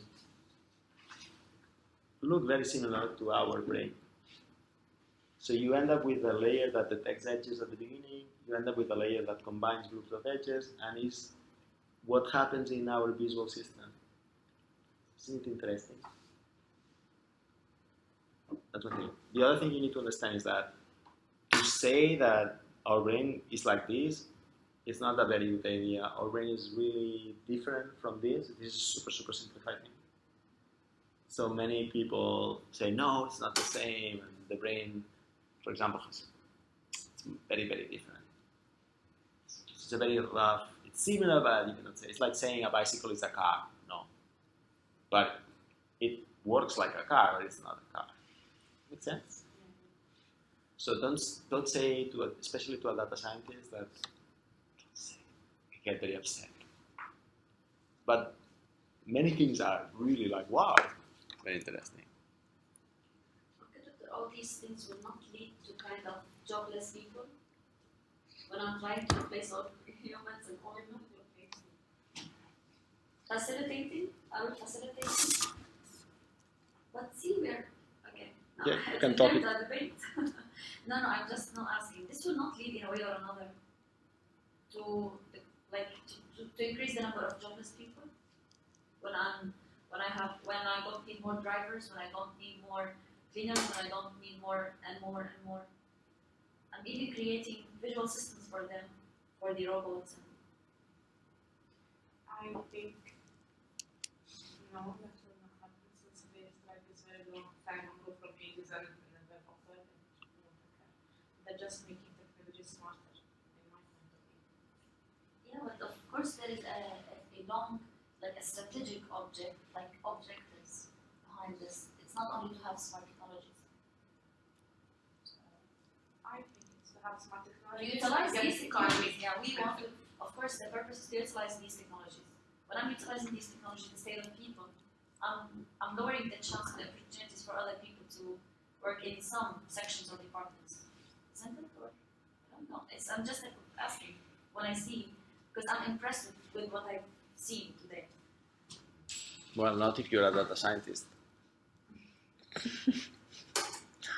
Okay, this happened before, right? Where it happened before is in the Industrial Revolution. It happened before. And 2,000 years ago, you would not be here. You would be in the field cultivating. Did you read Sapiens? I haven't read Sapiens. People in the Industrial Revolution, when the people were working with their hands, making clothes, and then somebody invented the loom machine, which makes the clothes automatically. And they were saying the thing, oh, what is people going to do? Machines are stealing our jobs. Yeah. It's true, but this is a good thing, unless you want to go back to cultivating potatoes in the field. You want to go back to that.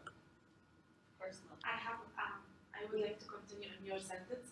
See, people before they were just, like, for example, desks. When they put the machine in the work industries, it replaced people, but it brought a new sectors. People became engineers. They became the maintenance. So People to operate. They gave them more opportunities, but they don't see it. They're just stuck to their. I was doing this. I should do this. No. For example, when they started with the AI, nobody started. Then the group came and they failed first, second, and then they came and look now. Everything is artificial intelligence. So providing providing alternative opportunities in different fields, in different domains. My point of view. Yeah, like when the whole world is turning into a digital world or a technological world, so of course everybody have to be on the same page, and unless we want to be back, as you mentioned, after that. If you want to go back to the field and cultivate, field. you want to. My grandma used to do that. He was in the field all the time and also washing clothes all the time. Her life was wasted because he spent all the time doing not very productive stuff. It's good that these jobs disappear. For people that mine inside the mine, miners. Those jobs are better if they disappear because it's better if a machine does it. Make sense? Okay, so Another. it doesn't have any it doesn't have like pros and cons. Yeah, it doesn't have cons. I want to read about it more. I will read more about the cons of AI. Oh, there are many cons. Yeah. There's one big con is that it will kill all humans, like Elon Musk thinks it will happen.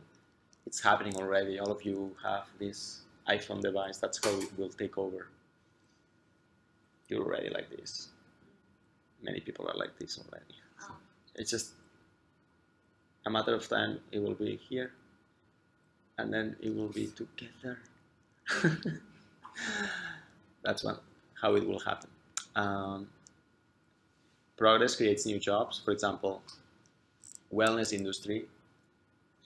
When my grandma was alive, there was not a thing called gym. She would not understand that somebody want to go to a place to get tired. She would not understand that. There are new jobs also. And the last thing, probably all jobs will disappear. Yes. But that's good. So you can do poetry, painting, other stuff. More important. Does that make sense? Yeah, I understand. Yeah. There's one problem. It creates other opportunities. I think what you say. Opens other doors. There's another problem though, is whenever there's more technology, there's more inequality. Every time there is more technology in the world, there is more inequality. So if the governments don't pay attention to that. 2,000 years ago, there was not a lot of there was less inequality. Like a rich person would live more or less like a poor person, more or less. Now with technology, you can see the inequality. Like rich people are much more richer than. Okay, so the gap increased. The gap increased, the perception increased, and that's one problem that is not being addressed very well today. Every time there is more technology, poor people remain poor, and rich people, rich countries, much richer. That's one problem. But yeah, jobs will disappear, but this is good. It's good.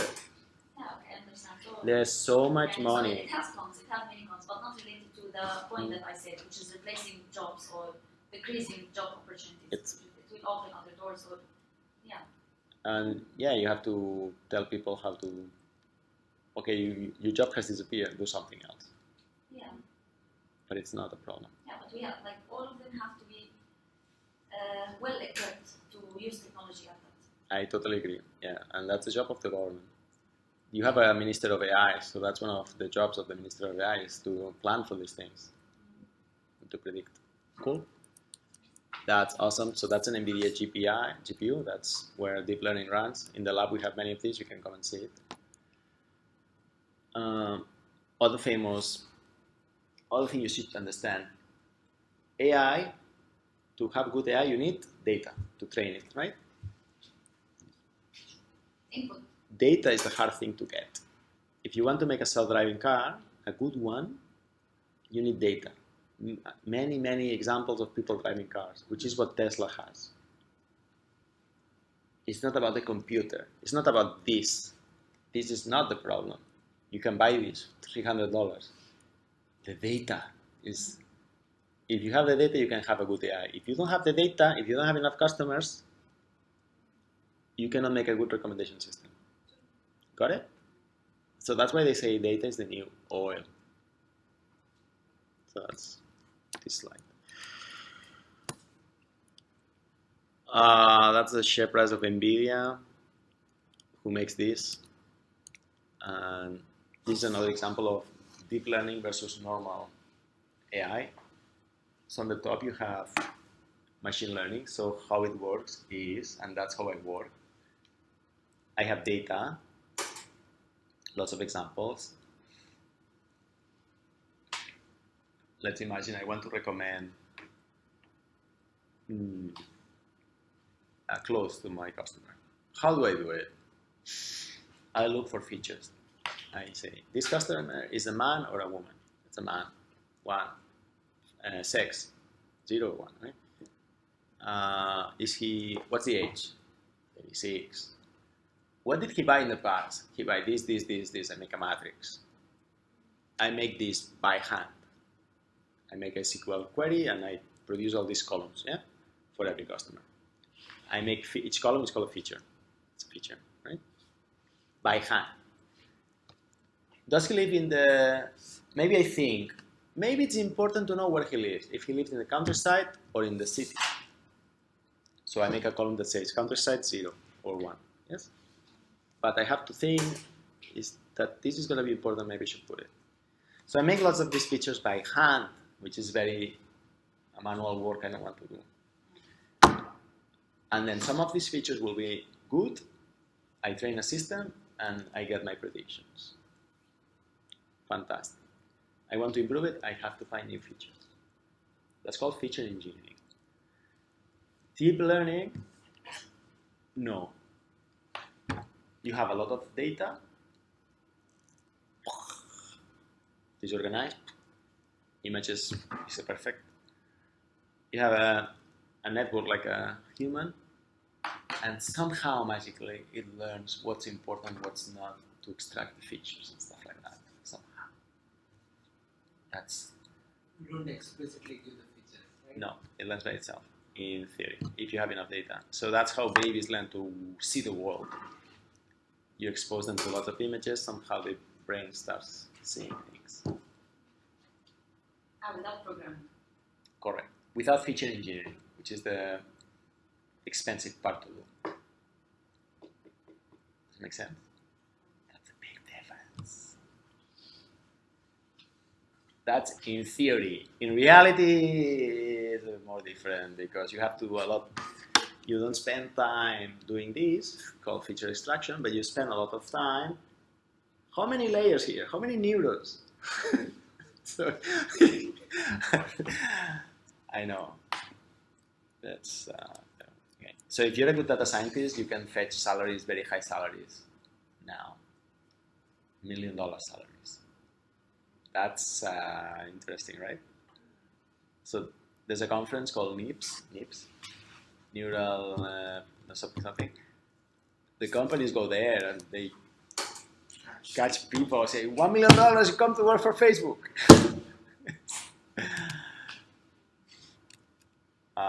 That's a joke for what we said. And that's Pavel again.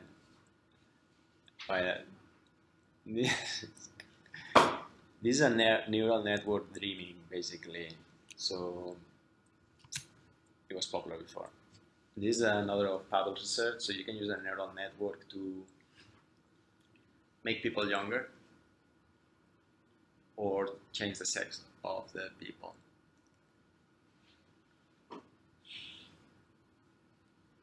And yeah, so that's interesting. So how they do this is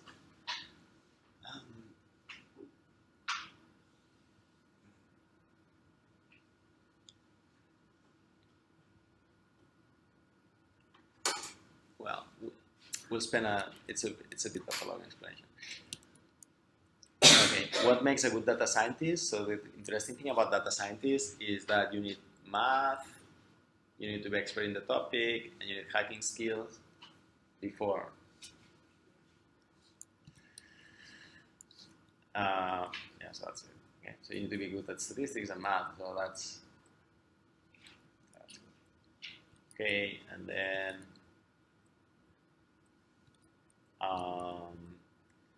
this is another joke. If you say you're a data scientist, what your friends think you do? what your mom thinks you do, your mom thinks you're a computer geek, what society thinks you do, that you're manipulating, screwing up society. Yes. What your boss thinks you're doing, what you think you do, and what you actually do. Data scientists spend most of the time cleaning the data. Did you know that? The data is usually dirty. Data from Stitch Fix. It's Excel sheets and they all don't have the same column names and it's missing data here and it's a mess. You spend 80% of your time Organizing. clean the data. That's called data wrangling. And then the rest 20% you spend it modeling the data. Modeling is super easy. It's just call the Python function.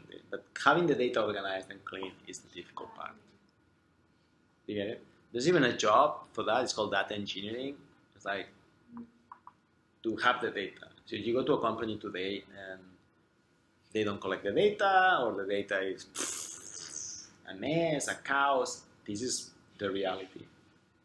A data engineer would go there and make a pipeline where the data is stored properly, organized, blah, blah, blah. Then they make a thing called data lake, which is all the data of the company more or less organized in a place where people can make queries, yes, and stuff like that.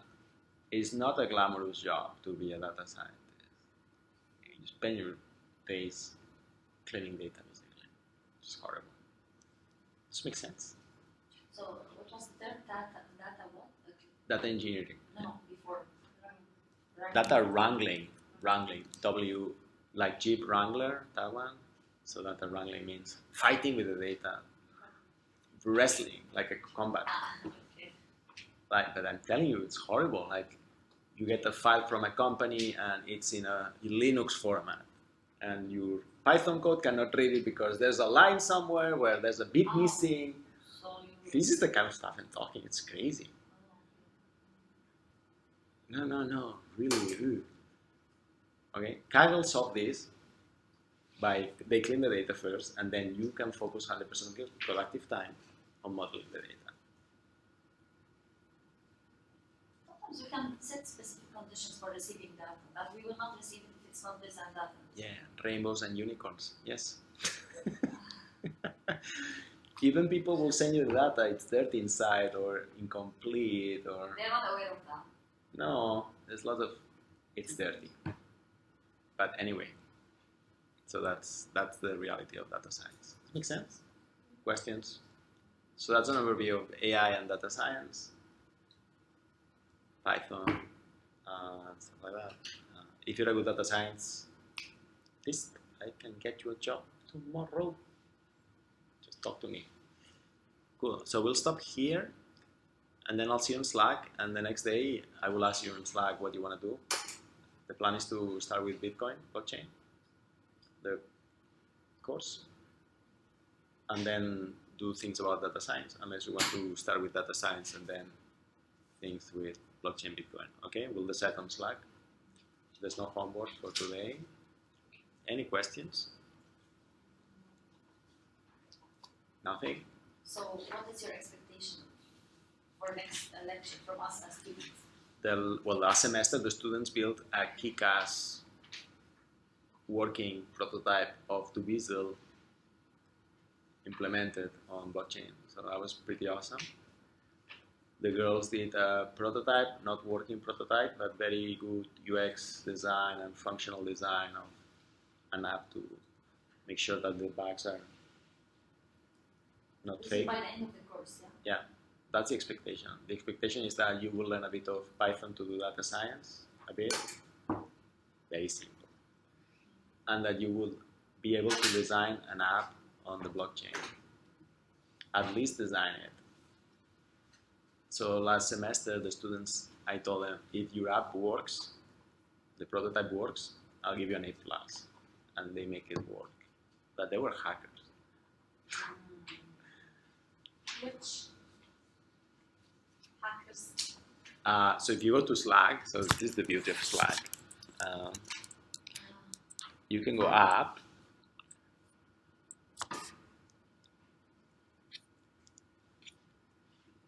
I signed it. I don't know what's the next step. I say hello. Oh yeah, say hello please on the main channel. I said, I'm not sure if I'm on the right place. So you have to be careful where you are. So on the left side you will see where you are. So if you're in general,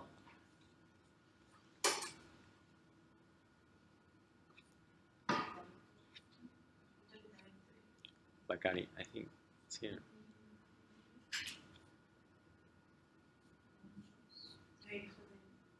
You got it? عايزة تحكي مع خاص بصير عايزة تحكي مع خاص بصير. Anyway, you can find the students' projects here somehow. Just read through the history line. Just cannot find it now.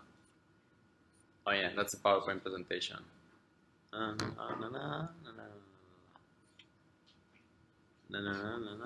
Yeah, it was before. Anyway, you can. The application using which language, the I or the Python? No, the blockchain apps, as you know, you need Solidity for the smart contract. You need a website, so JavaScript for the website. Okay. And then you need Ganache for the blockchain interaction. And what is that? Ganache was the first one? Yeah, don't worry about that. Don't worry. You don't need to do anything Later. this week. We'll follow a tutorial. Yeah, okay. But what you can do this weekend, go to the Kaggle website and open an account there and do a small tutorial. That's good. What's the website again? Kaggle is already on Slack. Go there and make your profile on Kaggle and see what's there of it. Okay. Okay. Be familiar with it. What is it? Kaggle Python tutorial.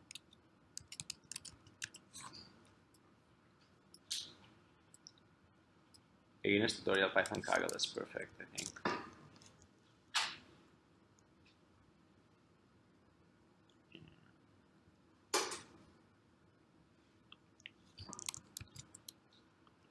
No, this one is too complicated, I think.